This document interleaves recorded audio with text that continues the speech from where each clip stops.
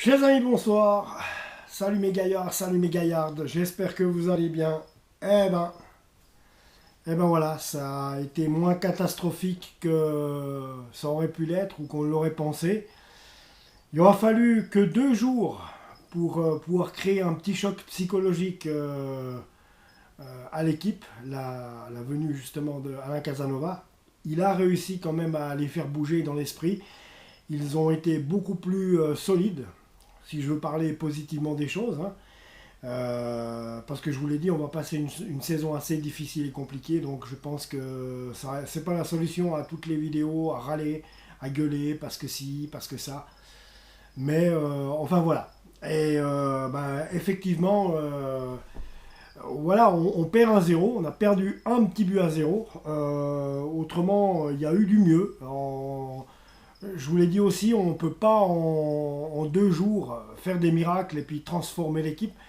La patte Casanova se fera ressentir d'ici un mois ou deux, lorsqu'il y aura eu quelques matchs, 6-7 matchs. Là, oui, à ce moment-là, on pourra commencer un petit peu à voir un petit peu l'esquisse de la patte Casanova. Mais semaine après semaine, s'il sait les motiver, s'il sait aller en avant, s'il sait pousser les gars comme les a poussés ces 2 derniers jours, les mettre devant leurs responsabilités, et le fait justement de ne pas avoir d'appréhension et de jouer, y aller en avant, c'est ce qu'ils ont fait aujourd'hui, tant bien que mal, mais on a quand même senti qu'il y avait euh, comment dire, une force supplémentaire au sein de cette équipe. Elle arrivait à chaque fois à repartir à l'attaque.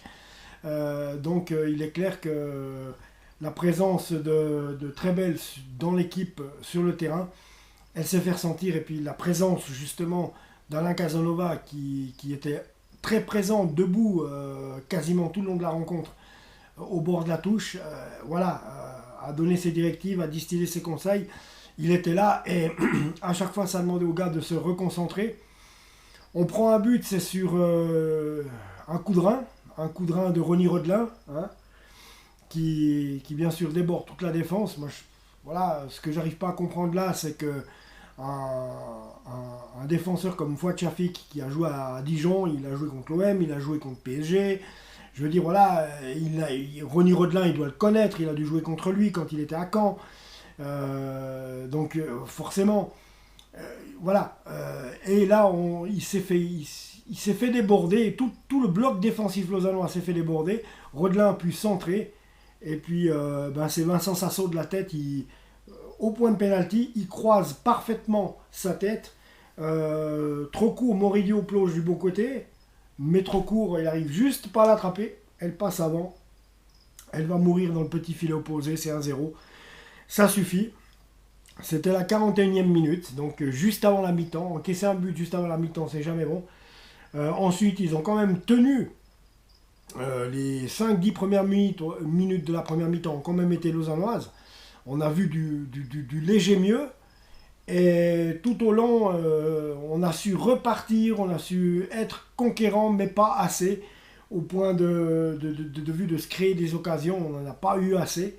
On n'a pas su se créer des occasions, on n'a pas su passer du rond central à l'attaque pour déborder et puis mettre en danger cette défense servétienne.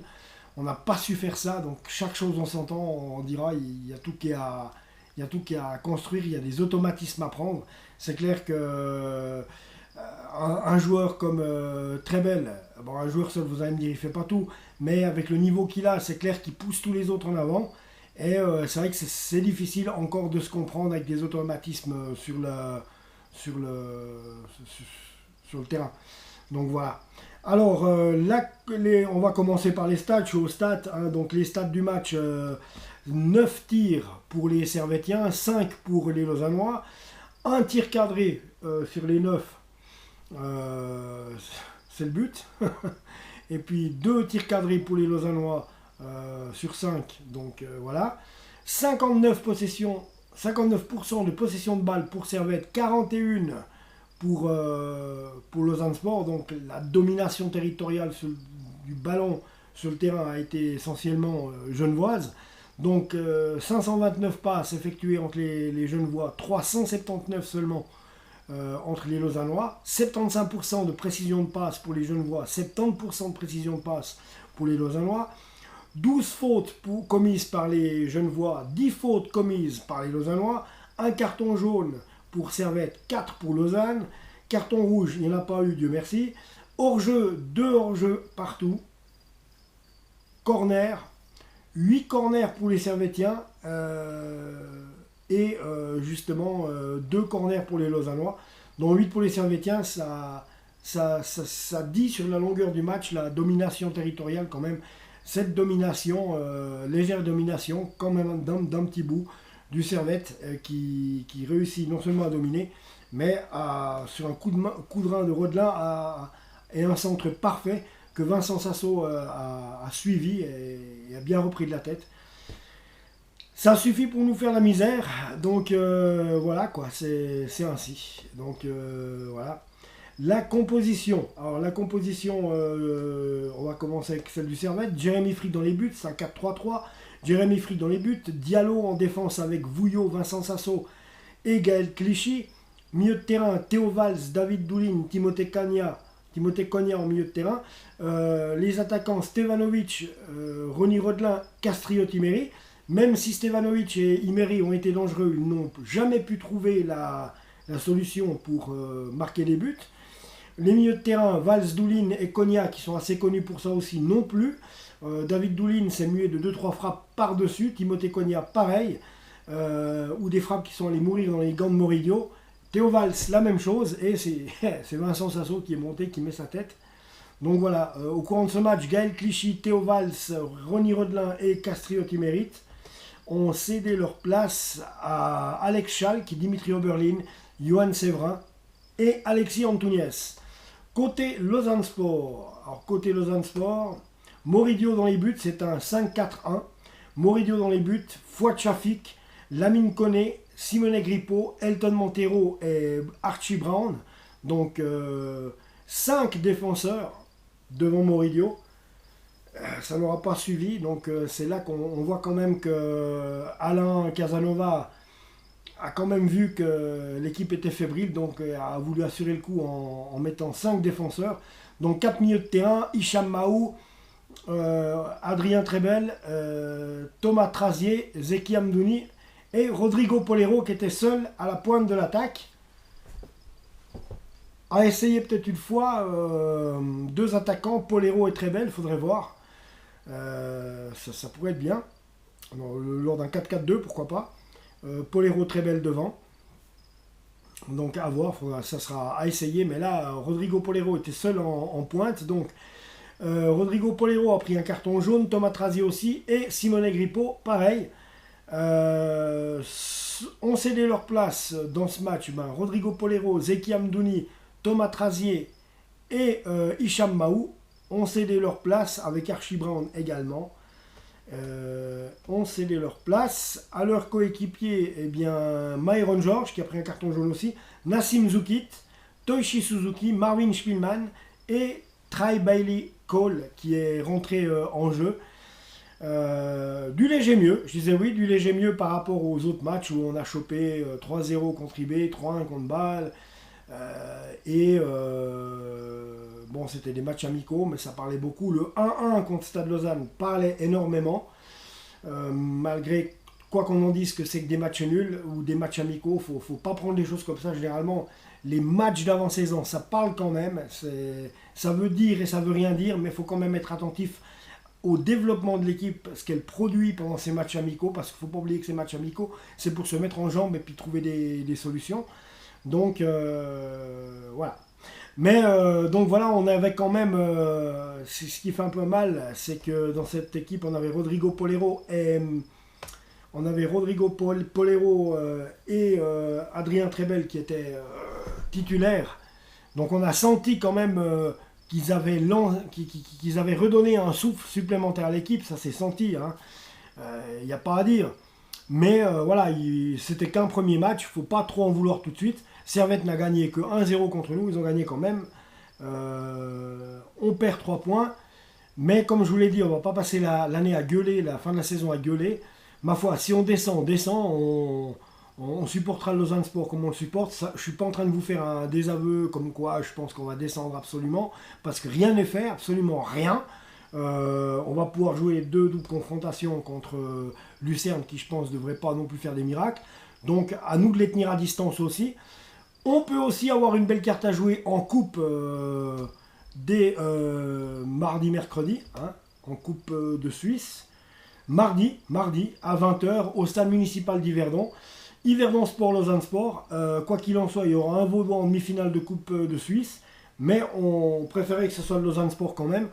Donc voilà, là il y a une belle carte à jouer.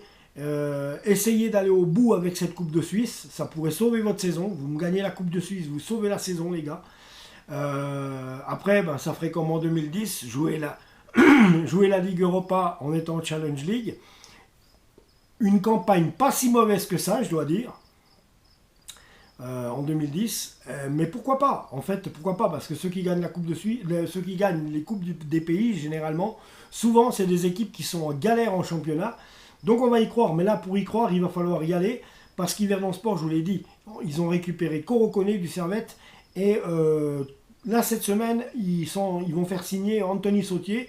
Donc attention, et puis tous les autres joueurs qu'il y a, Yverdon a une équipe costaud qui va pouvoir jouer les premiers rôles en Challenge League la saison prochaine. Et puis déjà là, il faudra voir ce qu'ils vont pouvoir faire. À mon avis, ça va être un autre Yverdon Sport. Donc, il va falloir aborder le match d'Yverdon avec de la grinta, les gars, s'il vous plaît. De la grinta, il va falloir y aller. Il va pas falloir faire semblant, parce que eux par contre, ils vont foncer, ils vont vouloir nous éliminer.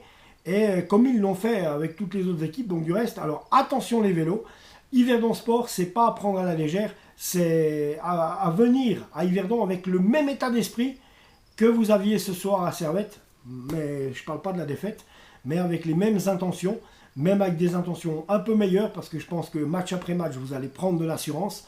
Donc on vous attend là les gars, pas de faux pas s'il vous plaît à Yverdon, il vous reste 2 matchs pour aller en finale de Coupe de Suisse, ce qui serait synonyme d'Europe. Donc 2 matchs les gars, pensez-y, il y a Yverdon Sport et la demi-finale. Si on passe Yverdon après, Dieu sait qui c'est qu'on aurait, mais 2 matchs, voilà, c'est toujours possible. Pensez-y les gars, pensez-y franchement, vous pourriez sauver votre saison avec ça. Et puis pour le championnat, on va continuer, on va rester derrière vous, on va vous soutenir quoi qu'il arrive, parce que bah, nul n'est tenu à l'impossible, nul n'est tenu. Donc on va vous supporter quoi qu'il arrive, personnellement je ne vais plus râler, à part s'il y a vraiment des grosses boulettes de fête, mais je ne vais plus râler ni dire ni quoi, parce que ça sert à rien. On en est là ce soir, le classement parle tout seul. Donc le classement il dit quoi? Le classement, bon je me fous un petit peu de ce qui passe, non je devrais pas. 1 FC Zurich numéro 1, c'est le FC Zurich avec ses 44 points. Deuxième Bâle avec 36, troisième IB avec 35 points. 4e Lugano avec 30 points, 5e Le Servette avec 28 points européens, donc 6e Grasshopper avec ses 24 points qui est en train de jouer contre le FC Zurich, 7e le FC Sion avec 24 points aussi, 8e le FC Saint-Gall avec 19 points, et puis le Lausanne Sport avec 12 points, et le FC Lucerne avec, 11 points. Un point de moins que nous, mais attention, ils ont un match de moins que nous. Donc demain, s'ils gagnent, ils nous passent devant. Ils viennent 11, 12, 13, ils vont à 14. Ça voudrait dire qu'ils seraient 9e avec 2 points d'avance sur nous, qu'on serait 10e. On risque de se retrouver dès demain lanterne rouge avec 2 points de retard sur Lucerne. Donc voilà, 2 points d'écart, c'est pas la mort, parce que même si on finit barragiste, les gars, on n'a pas perdu, il faut le perdre le barrage pour y aller en Challenge League. Donc, alors, les Saint-Gallois, il faut pas croire, ils vont pas gagner tous leurs matchs, hein. Ne vous mettez pas ça en tête, 12. Ils ont 7 points d'avance sur nous, donc c'est bien ce qu'on pensait, on verra bien, c'est une histoire qu'ils puissent perdre 2 matchs d'affilée, on ne sait jamais. Non, tout est encore jouable. Voilà, on a recommencé doucement à Genève. Voilà, il y a eu du positif. Les Genevois, ils l'ont pas eu belle ce soir. Faut pas croire. Ils l'ont pas eu belle. Avec un peu plus de chance, on aurait aussi eu un penalty à la 90e minute. Il y a eu... bon, finalement, c'était pas trop mérité parce que le ballon est arrivé sur le bras, mais dans le dos du Genevois. Donc, non, on n'allait pas faire un braquage. Donc, victoire méritée avec le but qu'ils ont mis et puis l'avance qu'ils ont su garder tout au long du match. Donc, voilà. Il y a eu du léger mieux, je vais rester là-dessus, on va rester positif. Il y a eu du léger mieux dans le jeu, oui. Servette a eu de la peine contre nous, ils n'ont marqué qu'un seul but en première mi-temps. En deuxième mi-temps, ils n'en ont pas marqué du tout, notez ça. Et je pense qu'on va vers le mieux. On va vers le mieux, là j'ai confiance. Ça va aller tout doucement. Et ce qu'il faut, c'est se donner un grand bol d'air en gagnant contre Yverdon. Et ne pas laisser le plaisir à Monsieur Di Pietrantonio d'aller en demi-finale de Coupe de Suisse. Que nenni, battez-moi cet Yverdon Sport.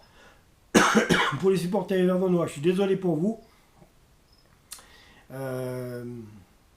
C'est des trucs en privé entre Yverdon Sport et moi. Donc voilà, c'est pour ça que je souhaite la défaite séquessonnante d'Yverdon Sport. Si Yverdon Sport vous nous éliminez, ben, je serai pour vous parce que vous êtes les Vaudois de l'étape. Hein, d'accord? Mais oui, je serai pour vous, vous ne croyez pas. Mais là, contre nous, c'est différent. Un seul club, un seul cœur, mon gaillard, c'est Lausanne Sport. Voilà. On peut être content déjà du meilleur dans la jouerie. Ayons confiance. Ça va pas tarder à arriver. J'ai confiance en Alain Casanova et en ce que les joueurs vont prendre conscience qu'ils doivent faire mieux. Et justement, j'ai confiance en Adrien Trebel qui nous vient quand même d'Anderlecht, qui a poussé vers l'avant aujourd'hui l'équipe. Rodrigo Polero aussi, il a été virevoltant à gauche, à droite, sans pouvoir marquer, mais il s'est montré dangereux à quelques reprises.